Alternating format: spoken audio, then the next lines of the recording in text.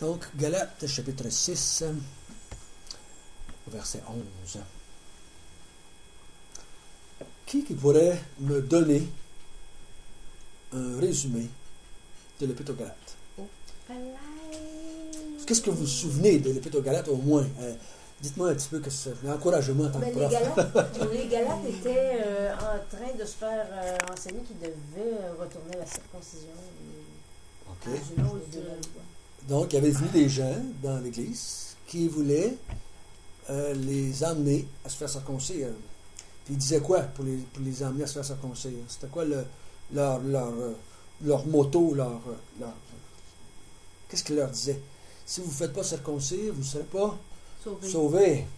Donc, c'est pas mal fort. C'est, pour un chrétien, c'est ce qui est le plus fort. Si tu me dis, tu n'es pas circoncis, tu sois moins béni, tu ne sais pas circoncis, ça fait de quoi, mais c'est pas comme, si tu ne fais pas circoncis, mon chum, tu ne seras pas sauvé. Là, tu pognes le point sensible chez les chrétiens. Et donc, automatiquement, c'est important. Et donc, l'apôtre Paul donne des arguments tout au long de l'épître. Il donne des arguments pour les garder dans la vérité. Alors, souvenez-vous certains arguments qu'il a donnés. Une des premières qu'il avait dit, c'est... Marcher selon l'esprit, non. Je n'étais pas là, les premières. Dans les premières, il a dit, l'évangile que lui avait reçu, c'était l'évangile qui ne venait pas des hommes, mais qui venait du Seigneur lui-même. Hein? Ce que j'ai reçu, je ne l'ai pas reçu des hommes, je l'ai reçu de Jésus directement. Et ce que je vous ai donné, donc, c'est l'évangile pur, parce qu'elle vient de Jésus directement. Pour ça, il dit que l'évangile qu'il avait donné était aussi apostolique. Il dit qu'il était allé à Jérusalem, qu'il avait reçu l'appui des apôtres, qui avait été reçu la main d'imposition de la part des apôtres, comme de quoi, oui, ce que tu dis, c'est correct. On a vu même qu'il avait repris Pierre, comme de quoi que son évangile était quelque chose qui... Comment est-ce qu'il s'était mis? Il ne s'est pas mis sous l'autorité des apôtres, il s'est mis sous l'autorité de Jésus, premièrement. Donc, je n'ai pas demandé à personne quoi dire, j'ai reçu de Jésus, puis je me suis mis à prêcher. Et même quand Pierre est venu, j'ai dit à Pierre, tu te trompes, Pierre, ce que tu fais, c'est pas correct. Donc, on voit que Paul avait comme une autorité par-dessus, même les apôtres. Pas qu'il dénigrait les apôtres, mais il était en train de dire, même si les apôtres, parce qu'il dit, même si les apôtres donneraient un autre évangile, je vais rester avec la mienne. Parce que j'ai reçu de Jésus direct. C'est pas mal fort. Hein? C'est vrai que si tu dirais, comme François Net a dit ça, ou Jeff Lorrain a dit ça, non, la Bible a dit ça, puis on va rester avec la Bible. Ça sera ça pour nous autres, l'autorité par-dessus. Parce que on sait que l'être humain est... l'être humain est comme... pas infaillible, il est faillible. C'est ça que je veux dire. L'être humain est infaillible. Il se trompe, même dans toute sa bonne volonté, même s'il prie jour et nuit, il se trompe, parce qu'on voit à travers l'histoire que les chrétiens se trompent. C'est correct. On est humain. Et on se protège les uns les autres en se reprenant, en s'exhortant, en faisant partie d'un groupe. Il y a une certaine forme de protection dans le groupe. Hein? Donc, le groupe dit, hey, qu'est-ce que tu dis là? Il faut chercher ça. Il y a une forme de protection. Et Paul, lui, vu qu'il était un apôtre, l'apôtre des gentils. Donc, ça aussi, il a mis ça comme argument. Moi, j'ai été nommé apôtre des gentils. Donc, j'ai une autorité que les apôtres n'ont même pas, que Pierre n'a même pas parmi vous autres. J'ai une autorité d'apôtre parmi vous, que Jésus m'a envoyé directement à vous. Donc, c'est tous des arguments qu'il a emmenés au courant de son épître pour les fortifier, pour les gagner à rester avec la vérité attachée. Et on a vu aussi qu'il disait qu'il a parlé on est de la femme libre, puis il y avait la femme esclave qui était à Agar. Il a dit, nous, on fait partie de la... On est des descendants d'Abraham, des descendants de Sarah, parce qu'on a la foi. On n'est pas sous la loi, on est sous la foi d'Abraham. Et donc, il a tout amené ces arguments-là tranquillement en s'en allant. Et il a amené aussi que même si on se mettait sous la loi, on n'était pas capable d'observer la loi. Donc, on est mieux d'être sous la grâce, parce que la grâce nous donne la liberté, hein, de ce sens-là. Il avait dit que ceux qui se font circoncire vont être tenus d'observer toute la loi. Donc, il dit, vous avez le choix entre la loi et la grâce.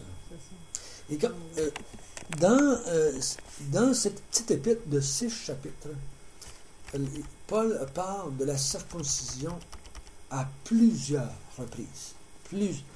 Et le mot circoncision, dans le contexte de Galates, souvenez-vous de ça, ça veut dire être sous la loi. Si tu te fais circoncire, tu te mets sous la loi. Puis il y a une autre expression qui est équivalente. C'est le mot chair.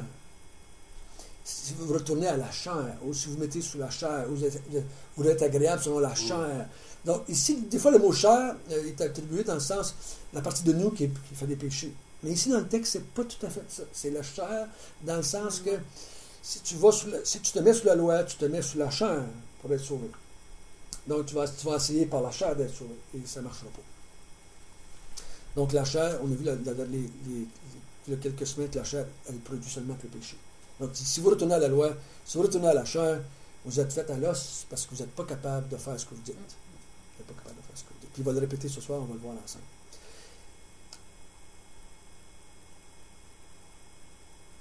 Dans Galates 2, il dit « Mais Tite, qui était avec moi et qui était grec, ne fut même pas contraint de se faire circoncire. » Donc, il est en train de dire, si les gens vous demandent de vous faire circoncire, moi j'étais avec Tite à Jérusalem, il n'a même pas obligé de se faire circoncire. Et les apôtres n'ont même pas demandé de se faire circoncire. Pourquoi tout d'un coup les apôtres enverraient quelqu'un qui vous demandait de vous faire circoncire, quand moi j'étais allé là-bas avec Tite, puis ils n'ont pas demandé à Tite de se faire circoncire. Il y en a un illogisme. Ils ne sont pas conséquents, les apôtres, c'est ça qu'ils font. OK? Dans Galates, il dit au contraire, voyant que l'évangile m'avait été confié pour les incirconcis, comme à Pierre pour les circoncis. Oui, il fait une séparation entre les circoncis, les incirconcis, et tout ça, ça revient constamment dans l'épître, circoncis, pas circoncis, la circoncision, l'incirconcision, pour qu'il sépare ceux qui se font circoncire pour être sauvés et ceux qui ne se font pas circoncire pour être sauvés, qui n'ont pas besoin. Paul n'est pas contre la loi. Paul n'est pas contre la loi. Il n'est pas contre, mais il est contre qu'est-ce qu'ils veulent faire avec la loi. Okay? Et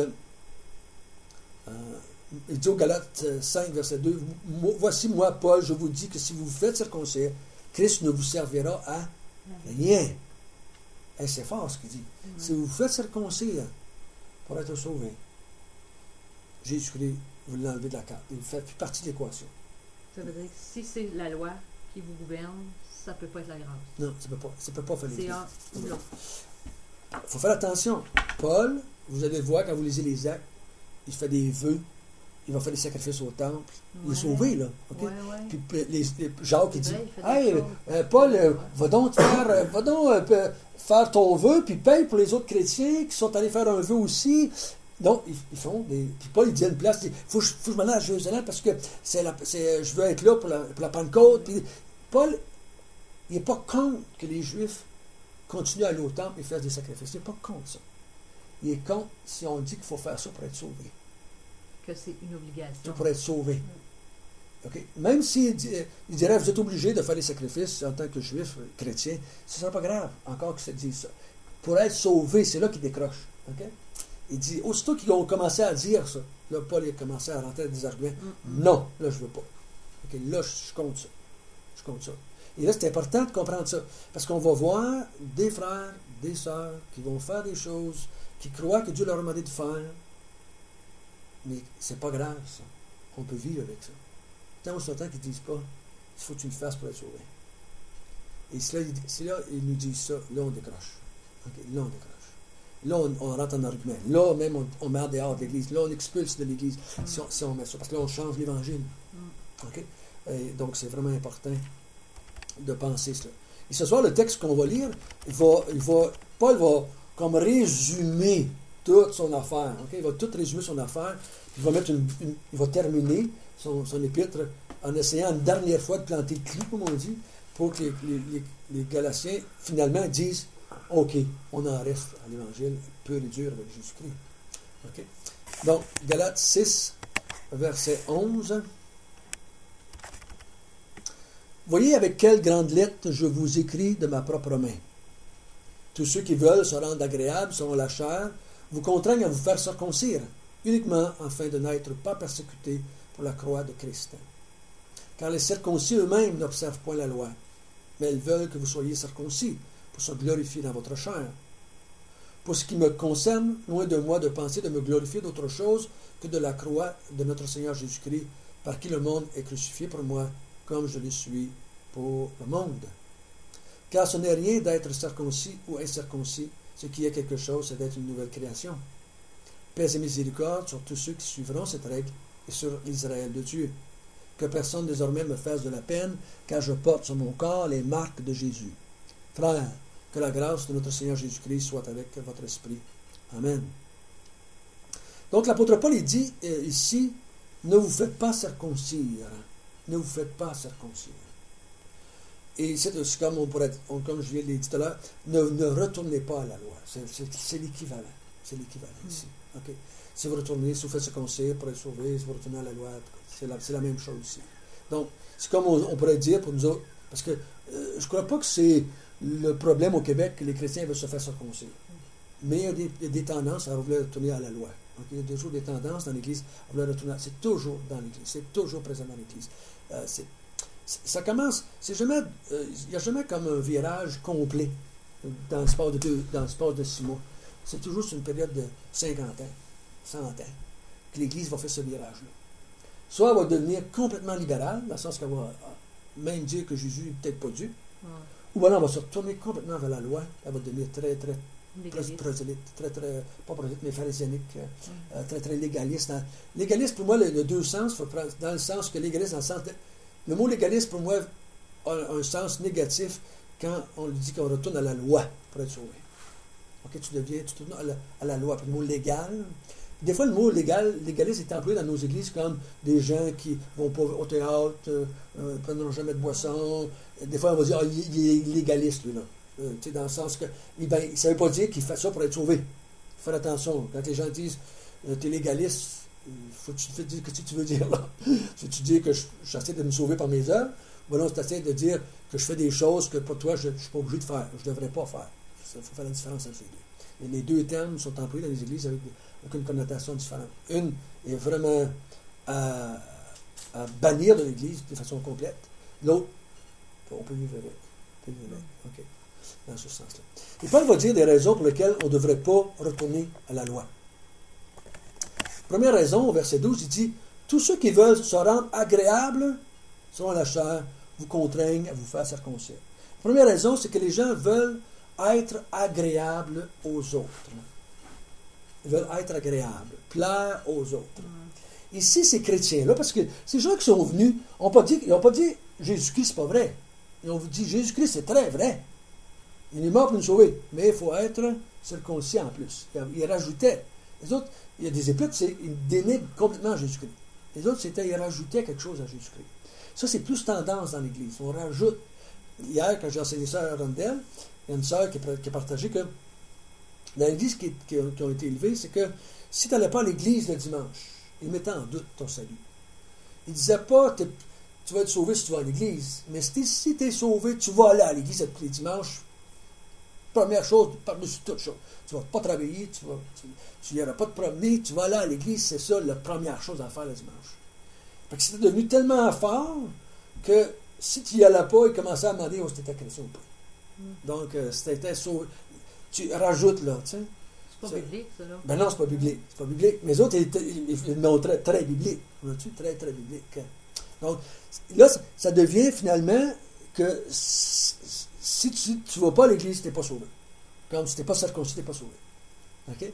Donc, comme dans ce temps-là, il n'aurait pas dit tu vas être sauvé juste par la circoncision. Mais les autres disaient Jésus-Christ, là, mais la circoncision est utile aussi. Les autres disaient Jésus-Christ nous a sauvés, mais il faut aller à l'église. Donc, c'est très subtil dans l'Église. Ça vient toujours petit à petit. Puis le premier qui pousse, comme M. Torrey, vous connaissez M. Torrey? On l'appelle le père du pentecôtisme, des années 1900. Quand lui a parti certaines expériences par rapport au Saint-Esprit, je suis certain que s'il verrait ce qui se passe aujourd'hui, il ne serait jamais d'accord avec ça. Mais pourtant, on l'appelle le père du pentecôtisme. Mais lui a poussé dans une direction. Mais après ça, ils ont poussé. Et finalement, c'est devenu tellement loin dans une direction. Parce que on peut être chrétien sans avoir le Saint-Esprit, finalement. Il y en a nous-mêmes qui disent ça. On est chrétien tu es chrétien, tu es sauvé, mais tu n'as pas reçu le Saint-Esprit encore. Tu n'as pas été baptisé du Saint-Esprit. Le Saint-Esprit n'est pas venu en toi encore. Donc, c'est vraiment loin, parce que Paul dit dans Corinthiens, chapitre 8, si tu n'avez pas l'Esprit de Dieu, vous n'êtes pas de Dieu, vous n'êtes pas enfant de Dieu. Donc, Tu n'es pas chrétien. t'es pas chrétien. Parce que quand tu es chrétien, le Saint-Esprit habite en toi, tu es le temple de Dieu, automatiquement. Donc, toujours, ça fait toujours par se glisser sur les bords. Toujours, il faut faire attention, toujours revenir. Il dit, ces gens-là voulaient être agréables à qui? Il dit, ils veulent se rendre agréables, selon la chair, à d'autres hommes. Aux autres qui sont circoncis, probablement. Aux autres Juifs, aux autres Juifs qui poussaient la circoncision. Okay? Donc, ils voulaient se rendre agréables à quelqu'un. Et donc, ils voulaient mettre une chose en pratique, ou mettre la loi en pratique, ici dans le cas, pour plaire à quelqu'un d'autre. Et c'est ça, pour ne pas se faire persécuter. puis là, il rajoute l'autre côté, ça c'est le côté, je dirais, positif, pour être agréable, et en même temps, pas se faire persécuter. La peur du rejet. Ils ne voulaient pas être rejetés. Parce que les Juifs, qui ne voulaient pas se faire circoncire, ou que vous vous souvenez quand Paul est allé à Jérusalem à un moment donné dans les Actes, il le tue quasiment. Les Juifs le tuent quasiment parce qu'ils disent qu'ils prêchent aux Juifs de ne pas se faire circoncire. Ils prêchent contre la circoncision. Puis Paul n'a jamais prêché contre la circoncision. Il faisait juste dire aux païens qu'ils n'avaient pas besoin de se faire circoncire. Mais pour les Juifs, c'était un scandale. Même les Juifs chrétiens, c'était un scandale. Puis Jacques va dire, Paul, va au temple, fais des sacrifices afin que les Juifs qui sont ici, qui sont chrétiens, voient que tu n'es pas contre la loi.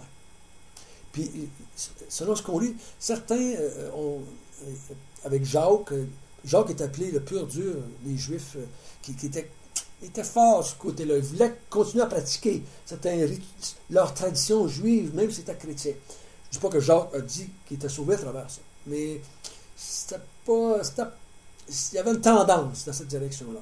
Et certains hommes sont partis avec l'idée, pour être acceptés, pour être trop persécutés parmi les Juifs. C'est comme nous autres, en tant que catholiques, qu'est-ce qu'on pourrait faire pour plaire aux catholiques, puis pas être rejetés par les catholiques, pour pas être persécutés pour eux autres. Des fois, on pourrait faire des choses qui...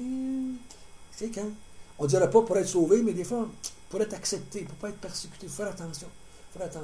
Parce que les autres, ils vous demandent de vous faire circoncire afin d'être agréable et de ne pas se faire persécuter.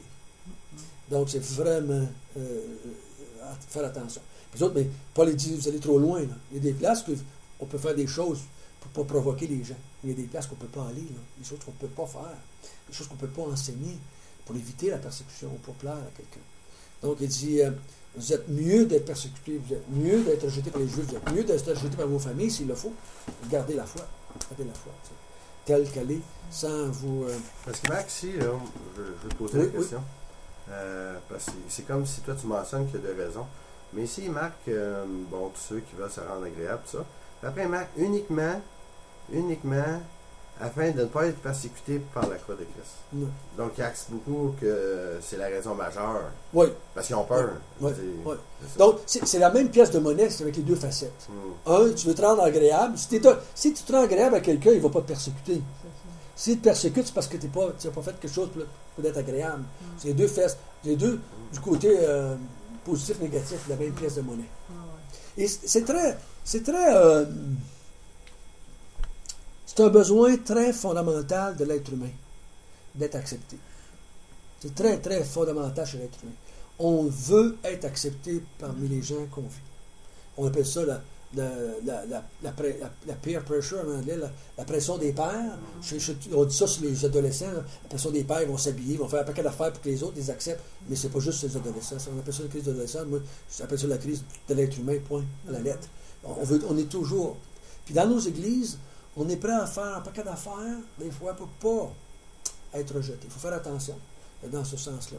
Et pour ne pas aller dans la direction que, pour éviter la persécution, qu'on ferait un compromis avec l'Évangile. On fait des compromis avec l'Évangile.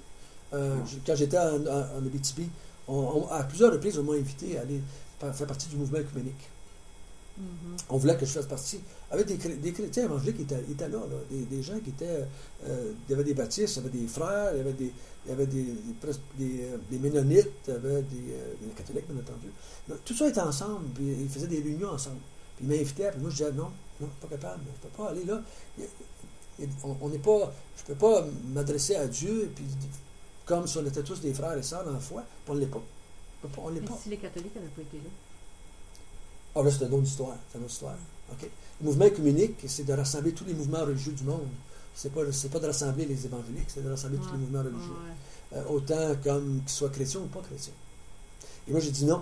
J'ai dit non. Mais ça, c'est une attitude personnelle. Mais, c'est pas, C'est parce pas que moi, anti-biblique, ça, je veux dire. non, à moins que tu fasses un compromis avec la vérité. Ah ouais, exact. Parce que moi, j'ai dit, si je m'en vais en avant puis je prêche l'Évangile, ils vont-tu m'accepter? C'est ça que j'avais demandé aux gens qui m'avaient invité. Je dis, mais ouais, mais qu'est-ce qu'il faut que tu caches là, pour qu'ils t'acceptent? Qu'est-ce qu'il faut que tu dis pas là, pour qu'ils t'acceptent? Parce que si tu prêches l'Évangile pur et dur, ils vont finir par comprendre que tu es sauvé par la foi seule, sans les œuvres. Tu n'es pas sauvé par les saints, tu n'es pas sauvé par l'intercession de quelqu'un d'autre. Jésus est le seul médiateur. Il faut que tu le dises à quelque part dans ton Évangile. Mais on laissait tomber ces choses-là. On faisait juste préciser que Jésus est mort sur la croix pour sauver le monde. Puis les catholiques aussi disent ça. Ben oui. Mais ils rajoutent d'autres choses par-dessus. Là, on faisait attention pour ne pas parler de ces choses-là. Mais Moi, je disais, parler juste de ce qu'on a en commun. ouais. Puis moi, ça, j'ai de la misère avec ça un petit peu. J'ai de la misère. Je n'embarquerai pas là-dedans. Parce que c'est trop facile de glisser. Après ça, j'avais demandé au frère, quand il se met à prier, Marie, tu fais quoi, là? Tu fais-tu semblant de ne pas dire un mot? Tu sais, où tu arrêtes? Je dis, où tu arrêtes? Il ferait ça, là. Ça serait ça, il le ferait. Les autres, ils le font là-bas. Ouais. Ils faisaient là. Il prie Marie. Ben oui, les catholiques, les autres, ils prient à Marie. Ils prient à Marie dans ces réunions-là. Mais tout le chrétien, nous autres, on ne prie pas dans ce temps-là. Ouais, mais c'est pas. C'est jouer sur le bord de ligne. Moi, j'appelle ça jouer sur le bord de ligne. Fais attention. J'ai pas dit de pas y aller, c'est vos affaires. Mais dis-moi, je n'irai pas. Ça se peut que ça soit nos motifs. Pourquoi qu'on y va? Oui. Je pense qu'ils sont à considérer C'est sûr dans que les quelqu'un choses. y va. Peu importe, même toi, mettons moi qui Oui. compte, mes motifs aussi sont à considérer. Oui. Mais c'est ça. Moi, c'était juste la question où est-ce que je mets C'est dur à la voir. ligne Ouais. pour garder la vérité de l'Évangile. Ouais. Puis pas laisser sous-entendre à ces gens-là qui sont corrects. Moi, ce que Ouais, j'ai ça, fait là. par après, ce que j'ai parlé avec ces gens-là, après, les gens qui étaient impliqués, puis les autres, ils pensent qu'ils sont chrétiens comme nous autres. Ben oui, il le dit. Si je m'en vais prier avec toi, puis que tu m'acceptes, puis je t'accepte, on est frères, on prie le même Ouais. Dieu. Donc, et puis moi, je crois qu'ils n'ont même pas de relation avec Dieu, ces gens-là. Non. Donc, je ne peux pas prier Ils sont avec eux autres. ennemis Hein. de Dieu. Ils ne peuvent pas prier Dieu. Donc, Mais là, tu parles, tu as eu une réunion avec des frères, moi, j'ai avec des Des frères. Ménonites. des Ménonites, catholiques. des frères, Bon, c'est qui là qui a renié Dieu là-dedans? Là, qui... des catholiques. Pas Des qu'il catholiques. renie, Ok. c'est catholique. Les catholiques, ils ne croient pas l'Évangile comme nous. Ils croient à l'Évangile des œuvres. Ils sont sauvés par les œuvres. Jésus-Christ et les œuvres. Et donc, les autres, ils nous invitaient à faire ensemble. Oh, j'ai compris. Parce que moi, j'ai dit, c'est trop. C'est comme si je m'en allais avec les témoins de Jéhovah, puis là, on dirait, oh, c'est encore plus dur avec les témoins de Jéhovah. Parce que les autres, Jésus n'est même pas Dieu. Donc là, je me dirais, wow, où est-ce que. On parle de Dieu, moi, puis lui, ensemble, de Jésus, puis on va voir que c'est le même, c'est pas le même. Mais dans les catholiques, ça se peut qu'il y en a qui soient sauvés? Pas s'ils sont catholiques. Si on a la foi catholique, ils ne peuvent pas être sauvés. Moi, s'ils croient ce que croient des catholiques. Je pourrais jamais dire ça. Je pourrais jamais dire si quelqu'un est sauvé ou pas, qu'il soit catholique. Mais C'est- je vous dis, s'il a la foi catholique, je ne dis pas si lui, il donne arrière-plan catholique. Je dis s'il a la foi catholique. Parce que la foi catholique, c'est tu n'es pas sauvé. Quiconque croit en Jésus-Christ comme son sauveur personnel, qui est sauvé sans les œuvres, est un anathème. Donc, il ne peut pas croire, il ne peut pas être sauvé s'il croit ça. S'il croit ça. Ben, j'en connais qui sont sauvés, c'est ce que je te dis. C'est parce qu'il y a un paquet Oui, de, à Jésus-Christ. il y a un paquet de gens qui se disent catholiques, mais ils ne croient plus à l'Église catholique. Ouais. C'est ça que je te dis, moi. Si tu crois à l'enseignement C'est catholique, comme les Américains, il y en a beaucoup qui sont évangélistes. Mais il y en a, disent. ouais, parce que c'est toute la génération Ouais. des Américains, ils sont tous newborn, tout ça. Ouais. Mais il y en a Mais peu qui. Ils sont sauvés. ben. donc, c'est pour ça que je dis que je te dis pas que quelqu'un qui se dit catholique ou qui a un arrière-plan catholique ne peut pas comprendre l'Évangile. Je te parle ceux qui ont la foi. Comme si je te dirais, tout témoin de Jéhovah qui croit à l'enseignement témoin de Jéhovah ne peut pas être un croyant. Il peut pas parce qu'ils sont contre Jésus-Christ. Jésus-Christ n'est pas Dieu. Donc, il ne peut pas être sauvé. Donc, c'est ce que je te dis. Mais si tu me dis, est-ce que tu crois que quelqu'un qui a été élevé catholique, il pratique-tu encore? Tu penses-tu que quelqu'un est sauvé, puis qu'il se vire de bord, fait chanter une messe pour sa mère, puis qu'il sort du purgatoire? C'est parce que tu rentres dans des détails, là, c'est sûr, c'est normal que ce que tu dis. Mais il y en a qui sont, je pense, qui ont un bon cœur. Puis je pense qu'il y en a qui sont avancés vers Jésus, qui ne font pas des lampions, mais qui sont nés dans peut-être une paroisse catholique. Maintenant, ils ont allumé, c'est Jésus-Christ. Moi, je ne l'ai jamais rencontré, personnellement. Qui sont catholiques, de foi, qui croient à l'Évangile dans le sens que Jésus est leur sauveur personnel. qui n'ont pas besoin de mettre les œuvres en pratique pour être sauvés. Et tout ce que j'ai rencontré à date croient que Jésus-Christ est le sauveur du monde, ils croient tout ça. Mais en même temps, ils sont sauvés par la vie qu'ils font, pas par la grâce seulement. Donc, c'est là que tu dis, où est-ce que tu tires ta ligne en tant que chrétien, en tant que de vérité, je devrais dire ça plutôt, en tant que vérité.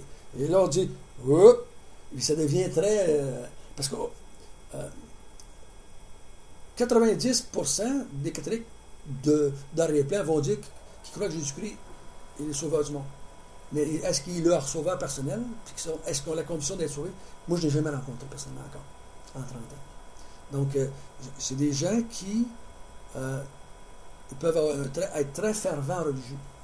Mais de là à dire qu'ils ont la foi qui sauve, c'est une autre histoire pour moi.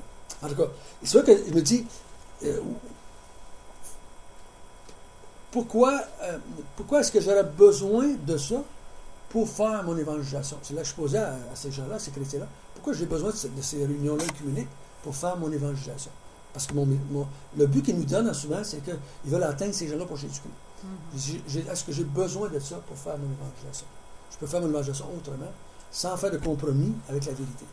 Si tu fais un compromis avec la vérité pour faire l'évangélisation, moi, j'étais un petit peu sur le bord de la ligne de tomber d'un bord ou l'autre. Compromis avec la vérité, je parle. La problématique, c'est que tout le monde pense qu'ils ont la vérité. Ouais, c'est ça la problématique. Tout le monde dit. Parole de Dieu. Oui, certain. Mais c'est mais l'interprétation. Les catholiques, s'ils disent qu'ils ont la vérité, ils ne peuvent pas nous le prouver dans la parole de Dieu. Parce pas parce qu'ils ne la connaissent pas, parce que s'ils la lisaient, ils verraient que ce qu'ils croient, puis ce qu'il y a décrit là, il y a une différence. Il y avait un monsieur avec nous autres à la réunion, juste avant que tu commences à venir, il y avait un monsieur qui venait à la réunion, un ancien prêtre pendant 25 ans. Oui. Puis à un moment donné, il nous a dit, moi je ne crois pas à ce que vous dites comme ça. On croit en Jésus-Christ comme sauveur personnel, mais on croit qu'on est sauvé par nos œuvres aussi. Donc, tu vois, tu es un catholique très fervent, très impliqué, mais il ne croit pas à le salut par grâce seulement. Mais c'est pas... Moi, j'entends des chrétiens dire qu'il faut soit être sauveur et Seigneur. Oui.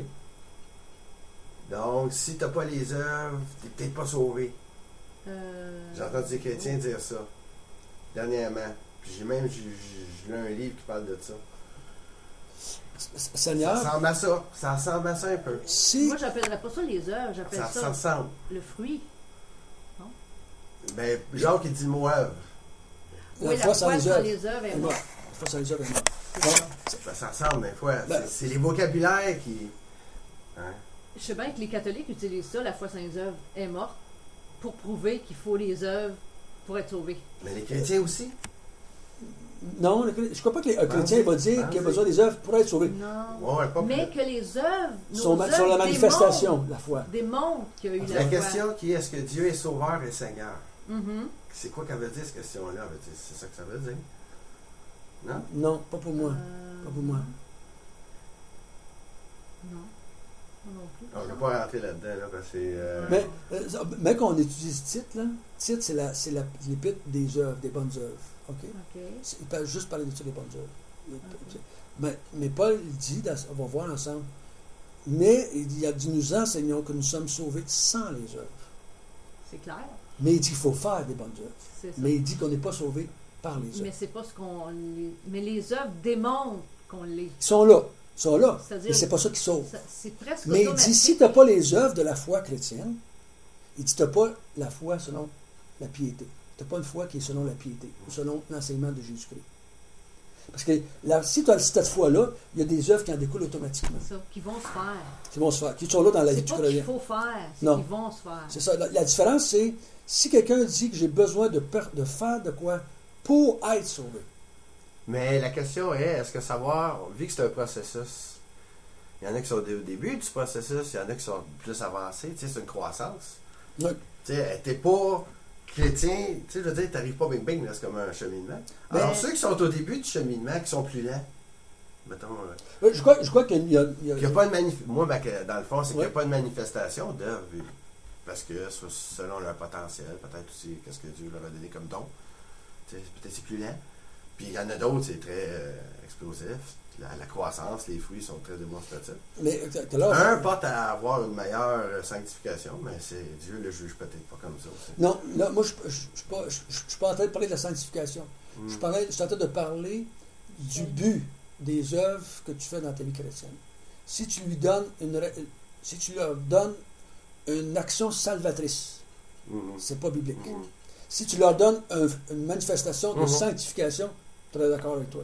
Mais si je dis que les œuvres que je fais me sauvent, me justifient auprès de Dieu, me sauvent, là je te dis non. Moi, je reviens encore avec ça. J'ai entendu des chrétiens dire, lui, je ne suis pas sûr qu'il est sauvé parce qu'il n'y a pas les œuvres. Voilà. Ça, je l'entends. Oui, ça, mais c'est la même chose. Non, c'est pas pareil. Je sais que c'est pas la même chose. mais le chrétien qui dit ça, il s'en va peut-être dans cette direction-là. Je dis que ça peut aller. Des fois, si on commence à dire, je me demande s'il est sauvé parce qu'il n'est pas assez un bon chrétien. Ouais. OK, là, c'est un problème. Là, on a un problème de compréhension. OK? Ouais. Donc, je ne crois pas qu'on devrait dire ça.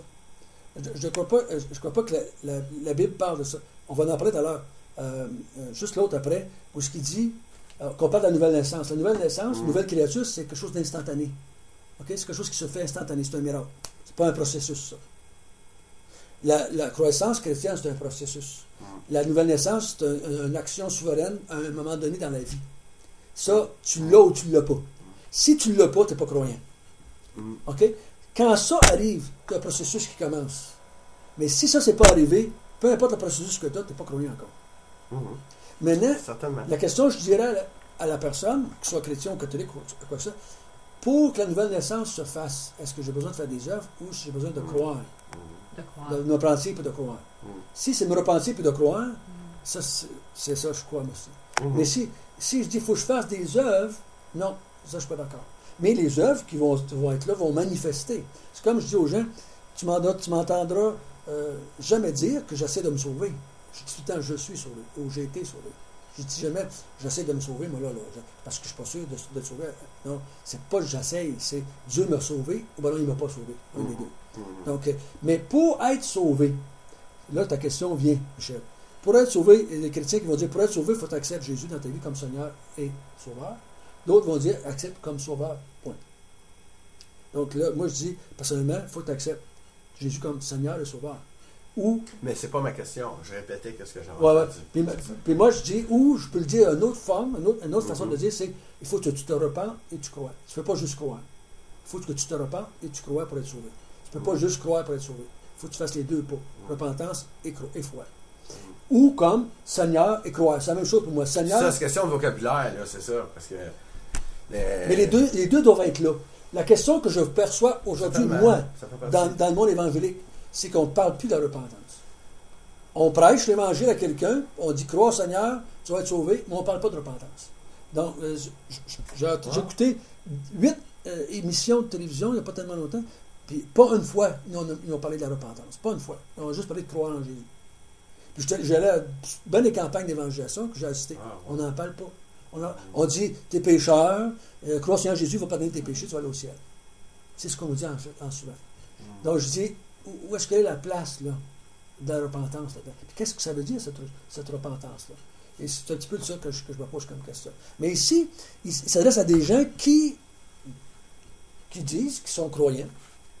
Et Paul leur dit, si tu retournes à la loi pour être sauvé, pour être justifié, tu n'es pas sauvé. Tu as travaillé pour rien. J'ai travaillé pour rien. Christ ne vous sert plus à rien. Tu ne peux pas faire de mélange entre la loi et la grâce. Ça ne se mélange pas. C'est comme de l'eau et de l'huile. De l'huile. Ça ne se mélange pas. Tu prends Jésus-Christ seul pour ton salut personnel ou tu prends la loi seule, mais tu ne peux pas faire un mélange des deux. Et à plusieurs reprises dans le Nouveau Testament, on voit l'Église qui veut faire un mélange des deux. Les apôtres interviennent à chaque fois pour dire de ne pas faire ce mélange-là. Pas faire ce mélange-là. OK. Donc, on a vu le verset 12, pour être agréable ou ne pas se faire persécuter, ça va s'en venir ensemble. D'autres, au verset 13 et 14, c'est pour se glorifier. Glorifier. Donc, il dit, car les circoncis eux-mêmes n'observent point la loi, mais elles veulent que vous soyez circoncis pour se glorifier dans votre chair. Voyez-vous, si les circoncis voulaient qu'on observe la loi par principe spirituel, par amour pour Dieu, ça serait une chose. Mais Paul, il dit, les circoncis eux-mêmes n'observent même pas ce qu'ils vous demandent de faire. Le but, c'est pas de plaire à Dieu. Le but, c'est pas d'obéir à Dieu. Le but, c'est de se glorifier. Donc, il dit, allez-vous vous faire circoncis? Allez-vous vous faire retourner sous la loi pour vouloir vous glorifier, vous autres aussi? Parce que je vous garantis, pour ça que l'apôtre Paul va dire dans Éphésiens 2:8, ce n'est point par les œuvres afin que personne ne se glorifie. C'est toujours... Glorifier, ça veut dire... tirer gloire. Moi, je suis capable, moi, se trouver bon de réussir certaines parties de la loi. Oui. Puis en même temps, de dire que je peux me glorifier d'une partie de mon salut. Parce que si je rajoute la loi... À cause de moi, si je suis sauvé. J'ai une partie. Ma mère, elle a dit jusqu'à temps qu'elle meure que Jésus avait fait sa part, puis qu'elle devait faire sa part pour être sauvée. Ça lui a été enseigné Donc elle avait... Jésus avait de la gloire, mais elle aussi avait une certaine gloire, parce qu'elle avait, elle, fait de quoi pour être sauvée. Donc, si je fais des œuvres, moi, pour être sauvé, je peux me glorifier automatiquement, parce que c'est moi qui les ai faites. C'est moi qui les ai faites. Donc, c'est pour ça que vous allez voir toute cette hiérarchie dans les mouvements religieux de très saints, puis là, ça descend, parce qu'on se glorifie. Là. On élève certains, on abaisse d'autres, hein, parce qu'on glorifie la vie de quelqu'un. Pourquoi est-ce que je me glorifierais de ma vie? Même le chrétien, quand il fait des œuvres, ne devrait pas se glorifier des œuvres qu'il fait. Il devrait donner la gloire à celui qui est fait en lui. Oui. Paul dit, j'ai travaillé plus qu'eux tous, mais non pas moi. Celui qui est en moi, c'est Jésus-Christ. Donc, Paul il prend tout de suite le temps de dire, ouais, mais c'est pas moi qui a fait ça, là. C'est Jésus-Christ qui a fait ça. Donc, glorifiez pas moi, glorifiez Jésus-Christ. Mais ici, Paul ne parle pas de sa vie de chrétien, il parle de son salut. Puis il dit, pour lui, il dit, pour ce qui me concerne, loin de moi la pensée de me glorifier d'autre chose que de la croix du Seigneur Jésus-Christ. Je me glorifierai de rien d'autre que ça. Il dit, par qui? Par Jésus-Christ, la croix de Jésus-Christ, le monde est crucifié pour moi, et moi je suis crucifié pour le monde. Donc, il y a une espèce de rupture, là, hein? Le monde est mort pour moi, et moi je suis mort pour le monde. Donc, il y a une rupture de relation, là, une rupture, pas dans relation physique, mais le monde est dans un côté, avec sa façon de faire, avec ses lois, avec sa façon d'être sauvé, avec sa façon de marcher avec Dieu. Puis moi, je suis de l'autre côté, avec Jésus-Christ. Okay? Tu as Jésus-Christ avec la grâce, et tu as le monde avec ses religions. Il y a juste deux divisions.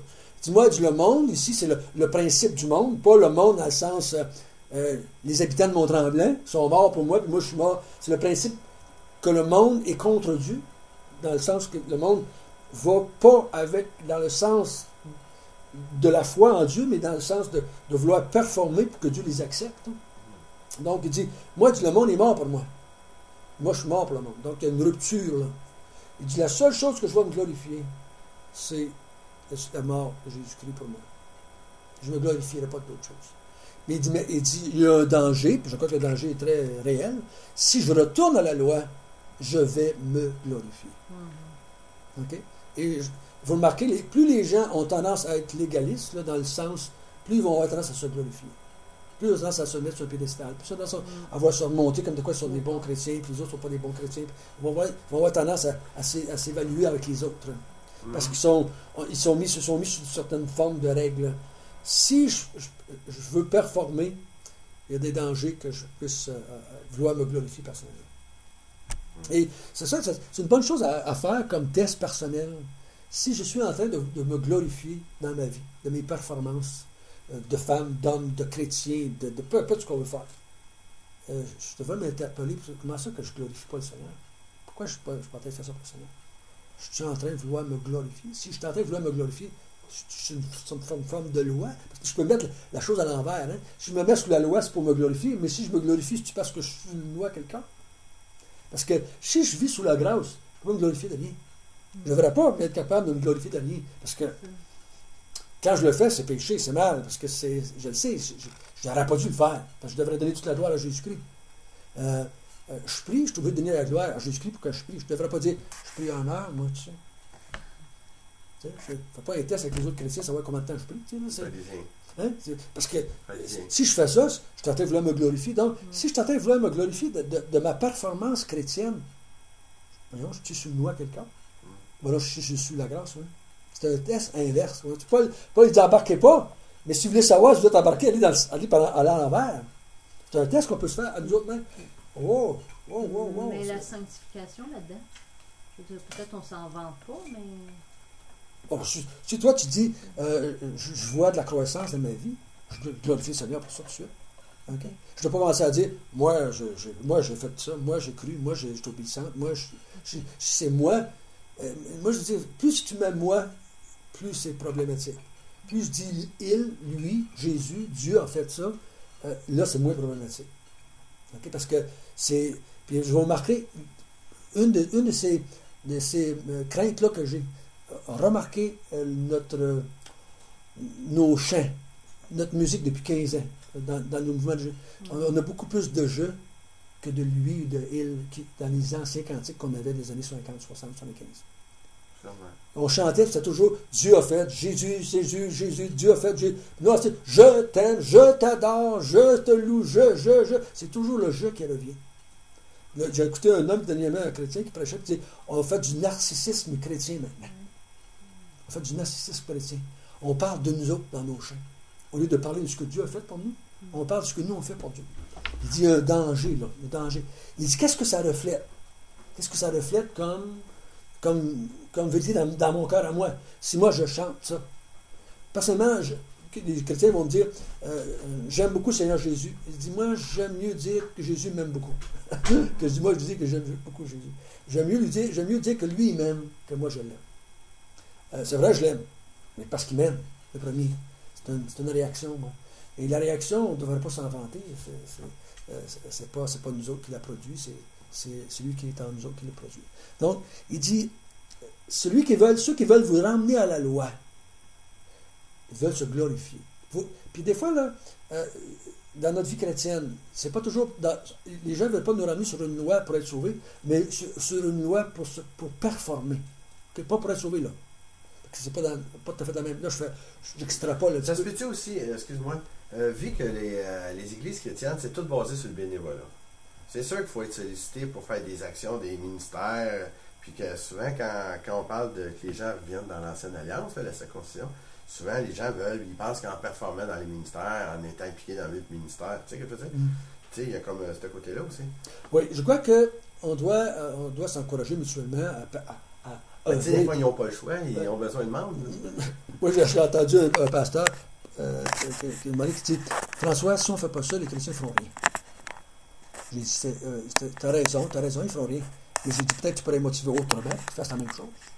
Mais c'est vrai que c'est une minorité, c'est un pourcentage, c'est comme le 15%. C'est quasiment. Mais lui, là, il disait que si on parlait à ce moment-là de la perte du salut, il dit si les chrétiens n'ont pas peur de perdre le salut, il ne faut plus rien.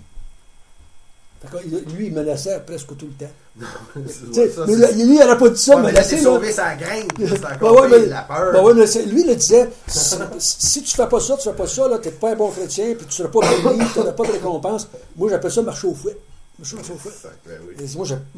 Et là, puis moi, là, des fois, j'ai peur d'aller trop sur l'autre bord. J'ai peur d'aller trop sur l'autre direction. J'ai tellement peur que les chrétiens performent pour des choses qui se passent dans l'Église que des fois j'ai envie de rien faire. Pour pas qu'ils performent pour ce qui se passe dans l'Église, mais qu'ils performent pour l'amour qu'ils ont pour Dieu, tout simplement. Viens pas à l'Église parce qu'il y a un ministère quelqu'un, viens pas à l'Église parce qu'il y a quelque chose qui se passe dans l'Église, viens à l'Église parce que t'aimes Jésus, point à la lettre. Tu t'en vas dans le bois, il fait 40 moins 0, c'est pas ça que notre cas, mais je vais y aller pareil. Parce que si je vais pour le Seigneur Jésus, je ne vais pas parce qu'il y a d'autres choses. C'est le Seigneur Jésus qui m'attire là, c'est pas ce qui se passe là qui m'attire. Ça, c'est vrai. Mais il y a des matins que je filais pas bien, mais à cause j'étais impliqué dans le ministère, qu'il fallait que j'y aille, que j'entendais le prédicateur parler de la parole de Dieu qui touchait mon cœur. Mais tu vois, je suis d'accord, ça. Je n'allais pas par amour, mais ça quand même de rejoindre, tu sais, dans Michel, moi, dans ma position, il y avait un frère qui avait dit ça, ce que tu as dit là, puis j'avais dit rester chez lui, je m'appelle là. Moi, c'est ma position, ça. Parce que pour moi, je me dis. Pas la mienne. Parce que moi, je dis, reste chez toi, puis pose-toi la question, pourquoi ça ne me tente pas de venir? Pas, toi, t'es indifférent à ça. Mais pourquoi ça ne me tente pas d'aller à l'église ce matin? C'est comme si... c'est comme j'avais dit comme exemple, si tu vas voir ta blonde, puis tu dis à ta blonde, ça ne me tenterait pas de venir, mais en fait, je suis venu, ça m'a fait un petit bonheur. Comme tu n'as jamais entendu ça, l'histoire, souvent, mettons un couple est impliqué dans le ministère, souvent, dans le char, on se pogne. On stresse, on a vu les enfants, mais ça veut dire qu'il faudrait revenir à la maison? Non. C'est ça que je parle. Là. Je parle que c'est pas que j'ai une difficulté là, de relation, puis là, je me suis pogné avec ma femme un matin. C'est que ça ne me tente pas d'y aller. Ça ne me tente pas là, pour une raison, et je dois m'évaluer. Si c'est parce que je me suis créé avec ma femme, bon, je peux y aller pareil, pour ça, c'est pas grave. Mais si ça ne me tente pas, parce que c'est avec Dieu que j'ai un problème, c'est là que je me pose la question, pourquoi ça ne me tente pas? Pourquoi ça ne me tente pas d'aller voir ma blonde ce soir? C'est parce qu'il y a une game de hockey, que c'est la Coupe Stanley? Ou bien non, c'est plate, parce que quand je vais la voir. Ça dépend, là, que c'est quoi la raison. Et moi, je me dis, je ne dis pas que les chrétiens n'ont jamais de vagues, là, mais je dis que je vois ma perception présentement, dans l'ensemble, c'est qu'on va à l'Église pour ce qui se passe à l'Église, plus que pour Jésus lui-même. C'est ce que j'ai peur, personnellement, de ce que je vois présentement. Et je me dis, pourquoi est-ce que... Parce que ce que j'entends, je ne vais pas à cette église-là parce qu'ils n'ont pas tel ministère, je ne vais pas à cette église-là parce qu'il n'y a pas de musique, je ne vais pas à cette église-là. Wow, c'est quoi l'affaire? C'est quoi l'affaire? Pour moi, dans ma tête, c'est quoi l'affaire? Je vais-tu choisir l'église qui me donne le plus de services possible? Ou non, si je vais aller à l'église où est-ce que je peux rendre le plus de services possible?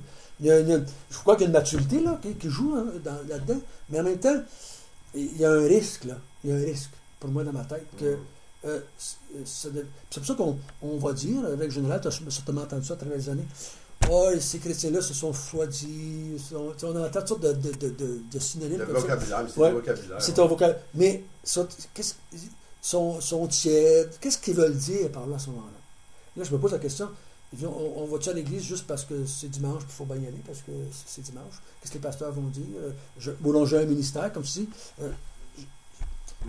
qu'est-ce qu'on fait là? Et je me pose la question personnellement. Donc, je me dis, je veux faire les choses pour glorifier le Seigneur Jésus-Christ. C'est ce que l'apôtre Paul est en train de dire ici. La loi ne glorifie jamais Jésus-Christ. Jamais.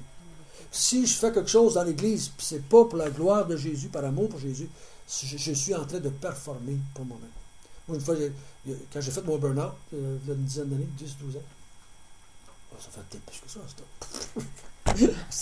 C'était en 80, je ne sais pas qui, en 90, quelque chose. Je me suis rendu compte que il y a la moitié du travail que je faisais pour Dieu, que je disais, que c'était pas Dieu qui me le donnait. Pour qui je le faisais? Si c'était pas moi. Pour me valoriser, pour me glorifier, pour m'élever, pour plaire aux gens, pour accepter pour les gens. Il y a toutes sortes de raisons. Je ne disais pas que je fais ça pour être sauvé. Ouais, non, je ne disais pas ça parce que je suis chrétien et je ne crois pas que je le faisais pour être sauvé. Mais il y avait toute une autre raison pour que je le faisais, qui n'était plus Jésus lui-même. Vous avez ça dans les relations humaines, on fait le même problème.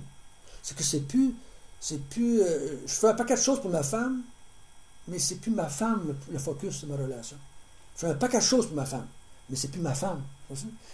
Oui, j'ai toujours fait ça pour toi. Ouais, mais on n'a plus de relation ensemble. Genre, m'en fous tout ce que tu fais pour moi. Entre moi et toi, comment ça marche? Le langage d'amour. Avec le Seigneur, c'est la même chose. Je peux faire un paquet de choses pour le Seigneur sans être en relation avec le Seigneur. Et c'est là qui est le plus important. C'est être en relation avec le Seigneur. Ce que je fais pour lui, c'est important, mais c'est secondaire. Si j'ai une bonne relation avec lui, ce que je vais le faire pour lui. Mais je peux faire un paquet de choses pour lui, puis je ne suis plus en relation, donc je ne le fais plus pour lui, je le fais pour moi, je le fais pour les autres, je le fais pour être accepté, je le fais parce que j'ai un ministère, parce que j'ai un salaire, parce que... Moi, des fois, je me dis, François, tu travailles-tu pour ta paye, là? Je me pose la question, travailles-tu pour ta paye? Parce que tu travailles juste par amour. Si on t'enlevait ta paye pour une raison quelconque le matin, tu continues-tu à faire le même ministère? Tu continues-tu à faire la même chose? Ou alors, si tu dis, j'ai besoin de travailler pour vivre, là, je mange. Mais je vais-tu continuer maintenant si ça va, c'est plate, maintenant je fais plus ça. Si je fais plus ça. Ça m'intéresse plus. Non, il faut que ça continue. C'est pas pareil. Je peux changer de maison, mais qu'on avoir une bonne relation avec ma femme. On n'a plus le même genre, on a perdu notre job, mais on a notre relation. Vous avez déjà entendu ça? Quand les enfants partent, les couples ont des problèmes. Pourquoi? Il n'y avait plus de relation. Il y avait une relation à travers les enfants. C'était plus le couple qui était important, c'était les enfants qui étaient devenus importants. Et là, quand les enfants partent, ils ont des problèmes épouvantables parce qu'il n'y avait plus de lien ensemble. Puis moi, je vois la même chose dans nos églises avec le Seigneur. Si on ne fait pas attention, on devient en amour avec l'Église. Au lieu d'être en amour avec le Seigneur. Sociale que là. Être en amour avec l'Église plutôt qu'avec le Seigneur. Il faut faire attention. Que le Seigneur nous garde dans ce sens-là. Pour dire, où est-ce que je suis rendu? Puis il y avait un vieux pasteur qui m'avait dit ça. François, il dit, de temps en temps, lui, il dit à tous les ans, on fait comme. Il dit, arrête-toi, va-t'en à une place tout seul pendant une semaine, puis interroge-toi, qu'est-ce que tu fais là? Pourquoi tu le fais? Tu sais, casse le beat. Puis arrête-toi, pourquoi tu fais ça? Pourquoi tu prêches? Pourquoi tu étudies? Pourquoi tu fais ci? Pourquoi tu fais. Si tu es encore par amour pour le Seigneur, tu sais, si tu es par amour, parce que tu aimes tellement Jésus, tu es tellement reconnaissant de ce qu'il a fait pour toi, tu veux faire de quoi pour lui.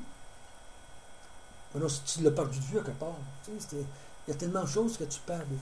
Puis moi, dans nos, comment est-ce qu'on appelle ça, dans nos retraites de pasteurs, c'est toujours ça qui revient comme sujet d'enseignement souvent. On est-tu en train de s'occuper du Seigneur en premier, là? Ben non, ça s'occupe de l'Église en premier. Là. Ça revient, c'est le danger du ministère. C'est le danger du ministère.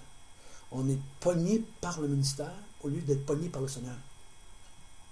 C'est pas juste les pasteurs, c'est tous les chrétiens qui sont comme ça. C'est dans ce sens-là. Donc Paul, il dit, il veut que vous fassiez circoncire pour se glorifier. Et donc, il dit, moi, je me glorifie juste du Seigneur Jésus-Christ, de la croix, et non pas de la loi. Les autres versets, il dit, faites-vous pas circoncire, parce que ça sert à rien. Verset 15, car ce n'est rien d'être circoncis ou incirconcis. Ce qui est quelque chose, c'est d'être une nouvelle création ou créature. Paix et miséricorde sur tous ceux qui suivront cette règle et sur les Israël de Dieu. Donc, il dit, si tu es une nouvelle créature, tu as la paix et tu vas avoir la miséricorde de Dieu. Et il dit, la paix et la miséricorde est sur ceux qui suivent cette règle. La règle de quoi? D'être une nouvelle créature.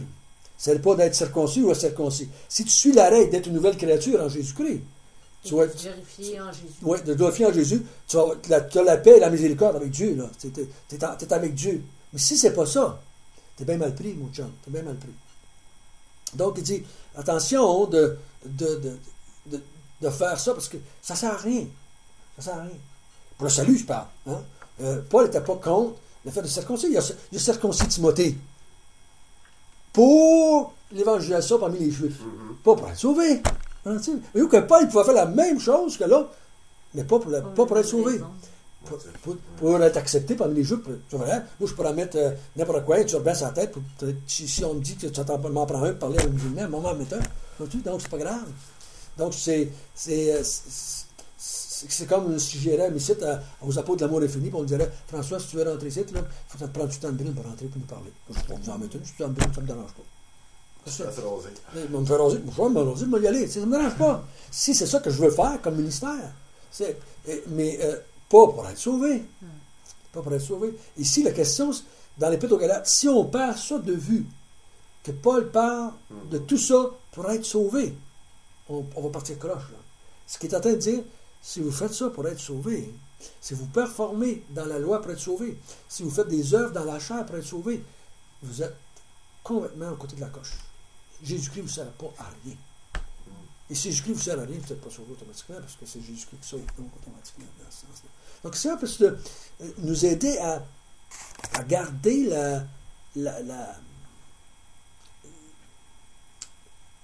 la vérité, moi j'appelle ça pure et dure, et qu'on va se transmettre à l'autre génération la vérité.